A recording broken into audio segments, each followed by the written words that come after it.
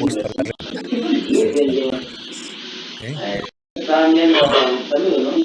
Bueno, sería, doctor, también quisiera que por parte de personalmente o nuestros compañeros tal vez necesitan sus diapositivas, nos pueda facilitar también para poder nosotros afianzarnos también, ¿no? A veces para poder en nuestros ratos libres dar una lectura, doctor, nos facilitaría la diapositiva.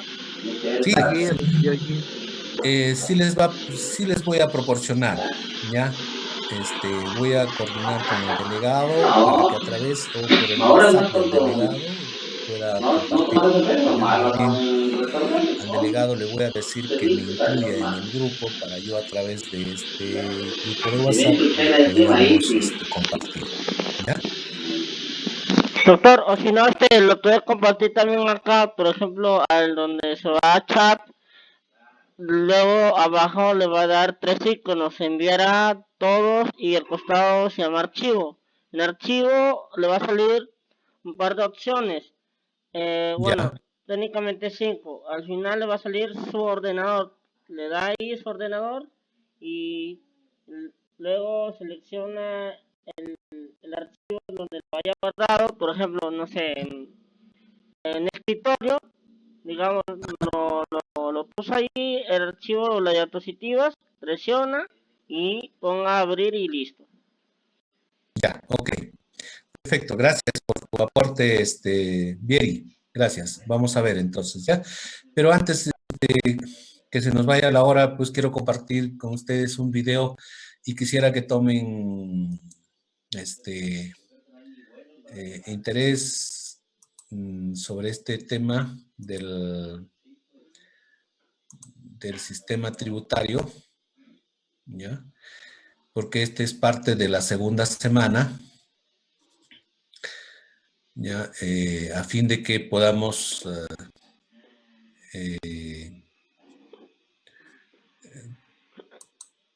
tomar un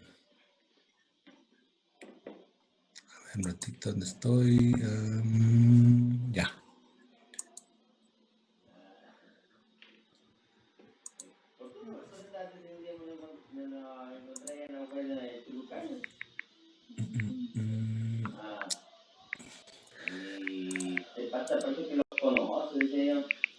A ver un ratito.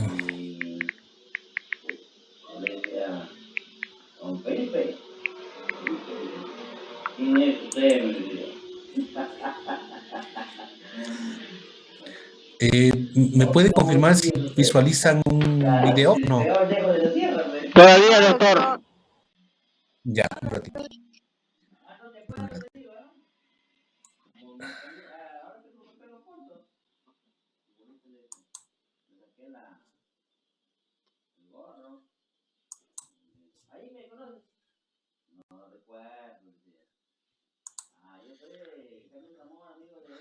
¿Ahora se ve? Ahora Claro, sí, ahora doctor, sí. sí, sí, sí, sí.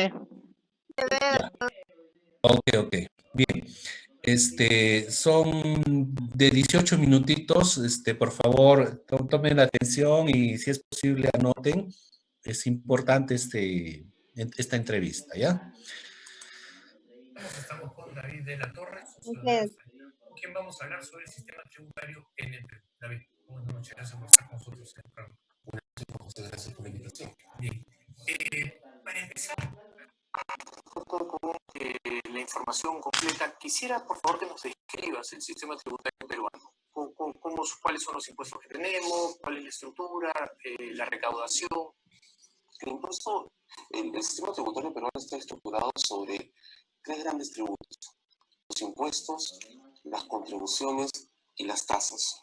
Los impuestos son aquellos pagos que tienen que hacer los contribuyentes sin esperar nada a cambio del Estado.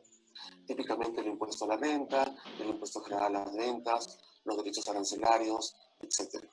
Luego tenemos las contribuciones, que son aquellos pagos que tienen que hacer los ciudadanos al Estado en tanto hayan obtenido un beneficio del Estado.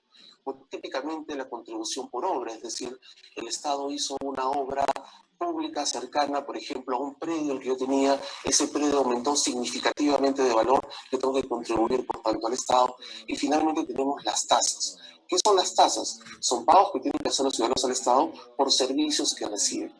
Esos son los tres grandes tipos de tributos que conforman el sistema tributario nacional. ¿Y cuál es la estructura de recaudación de cada uno de esos tres? En el tema de las tasas, la recaudación no es relevante en términos de aporte de fondos al Estado, porque su lógica es la de cubrir los costos del servicio. ¿Okay? El Estado no va a generar excedentes. ¿En total cuánto es? ¿5%? ¿3%? No llega ni siquiera al 3%. Son básicamente fuentes de ingresos para boletos municipales, locales. Estamos hablando típicamente la tasa por tramitar un expediente, la boletas por serenazgo, cosas por el estilo. Para tramitar el DNI, el pasaporte. Tal cual. Entonces, ¿y en contribuciones? Son muy poco usadas en años pasados, o las tenemos muy poco vigentes actualmente. En años pasados estuvo la contribución al FONAVE hasta que nos dimos cuenta y el Tribunal Constitucional nos hizo ver que realmente estábamos frente a un impuesto. ¿Okay? Entonces, se ve muy poco obras que hayan generado un valor tan importante. Contribuciones también, entonces, según que 2%, 1%, menos. Mucho menos. Bueno, entonces el 98-99% de la recaudación es por impuestos. Tal cual. Estamos hablando de los impuestos. Y dentro de los impuestos tenemos algunos rubros muy relevantes. Tenemos los impuestos a la renta, los impuestos al consumo y los impuestos a la propiedad. Básicamente en tributación, cuando un Estado decide cuáles son esos signos de riqueza, de capacidad de aportar a los gastos nacionales que los contribuyentes tienen, que los ciudadanos tienen, sobre los cuales el Estado siempre que tiene derecho a exigirles que contribuyan a pagar esos gastos, están buscando tradicionalmente tres señales. La primera es: tienes mucha riqueza, ganas mucho dinero o ganas dinero suficiente para exigirte que contribuyas. El segundo es: consumes. Y el tercero es: tienes patrimonio, tienes bienes. Comencemos por el tercero. Tenemos ahí el impuesto al patrimonio predial, a los que son dueños de casas, el impuesto al patrimonio vehicular, a los que son dueños de autos, básicamente autos nuevos, el impuesto a las embarcaciones de recreo. Estamos hablando de patrimonios relevantes. Correcto. Ahí tengo una pregunta. Si uno ya pagó, ya tributó cuando produjo, y con los recibos de esa producción, el esfuerzo de tu trabajo, tú decides comprarte una casa, un carro, ¿cuál es la lógica detrás de que te sigan cobrando tributos por lo que tributaste y que fue con lo cual pudiste comprar un activo? Ahí lo que están es desincentivando el ahorro, digamos, a través de bienes. Sí, dependiendo del alcance que tengan estos impuestos. Obviamente se trata de captar representaciones de patrimonio significativas. Ejemplo, una embarcación. Ejemplo, un auto nuevo. Bajo cierto... O sea, están castigando el éxito, básicamente. No castigando el éxito, exigiéndole a algunas personas que tienen una mayor capacidad de contribuir que contribuir. Pero eso ya lo hicieron cuando pagaron impuestos por el trabajo. Es en adición al impuesto al trabajo. Si es que la renta vino del trabajo, porque no necesariamente, como vamos a conversar un instante, la ganancia fluyó del trabajo, puede haber fluido del rendimiento del capital, de la empresa, etc. Pero sí, y lo mismo ocurre, Juan José, con el tema del consumo. Porque el segundo rubro... Eso es peor, ¿no? No necesariamente. ¿Cuál es la lógica detrás de imponerle un impuesto a, por ejemplo, el consumo de alimentos? Son diferentes. Tú estás buscando, el legislador está buscando, el Estado está buscando espacios por los cuales se manifieste que tienes distinta capacidad para contribuir. ¿Okay? El impuesto a la renta captura un espacio de capacidad, pero de repente no es todo. Y dices, ok. Pero no es mejor en todo caso alinear los tributos a los incentivos. Entonces yo por un lado no castigo, sino recaudo a través de lo que el Estado provee en servicios, pero incentivo a través de no castigar, digamos, los esfuerzos, el trabajo, el ahorro, el éxito, para que hayan más personas interesadas. Es una decisión de política fiscal. ¿Cuántos tributos tiene el Perú? Tiene mucho menos que en los 90. Tenemos muchísimo menos que en los 90. Lo cual no es necesariamente bueno, porque los 90 éramos un país fallido justamente por eso, ¿no? Y en adición a ello, frente a lo que uno encuentra en otros países en cantidad de tributos, el sistema tributario peruano hoy día no es excesivamente complejo. ¿Cuántos tributos tenemos? Tenemos el impuesto a la renta, el impuesto a las rentas, el impuesto al consumo, el impuesto al patrimonio predial, el impuesto al patrimonio vehicular, el impuesto al patrimonio de la propiedad por demarcaciones de recreo, el impuesto a las transacciones financieras, por lo menos los derechos arancelarios, 9. Por lo menos 9. Relevantes. Correcto. Paraguay es un modelo al que muchas personas han estado viendo como sistema tributario. Creo que tienen 3 tributos y 3 tasas planas, ¿verdad? Pero una economía muy distinta. Sí, es cierto. Una economía muy distinta. Acuérdate que siempre cuando hablas de tributación y cuando te vas a la simpleza, estás sacrificando, entre comillas, el espacio de justicia, de capturar realmente la capacidad contributiva.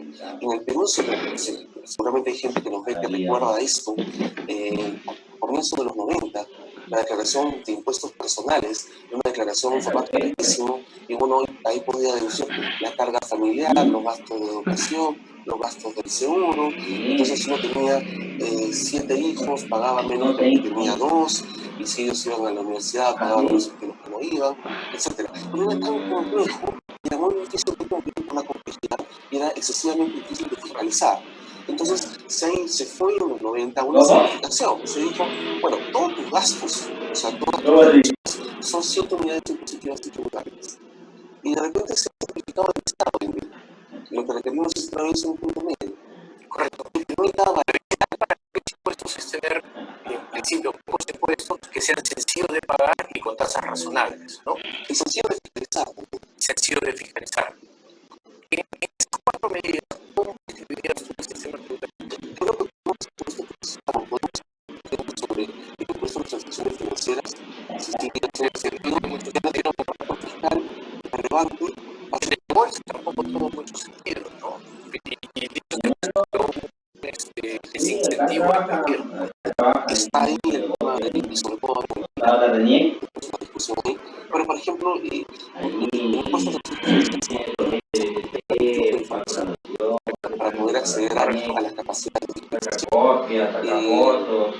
Y en ese caso pareciera que estamos en cantidad de impuestos y los impuestos que están son los que deben estar. Correcto. Está bien, hermano. Algunos aportes un poco que están... Mucha gente se queja de que la presión tributaria es muy baja, es 17, 18%, y que el promedio debería ser 24, 25. Correcto. Pero lo que no se toma en consideración es que tenemos una economía informal demasiado grande. Y mientras que tengamos una economía informal tan grande, incrementar la presión tributaria significa seguirle poniendo más impuestos a los que ya están pagando, porque no hay otra forma de subirla, básicamente. Los que ya están pagando Bastante, ¿no? están pagando lo correcto, porque normalmente hoy en día las empresas más importantes, las empresas que más contribuyen a la recaudación, las que se denominan empresas mega o las top, las primeras 250 contribuyentes, están siendo sometidas a labores de fiscalización por parte de las empresas en total cerca de 53% de impuestos. Digamos, de su carga fiscal, sí, pero no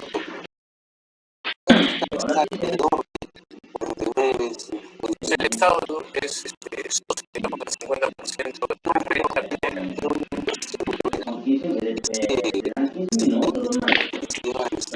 no está siendo considerado, si comparamos a nivel internacional, una práctica que va a tener.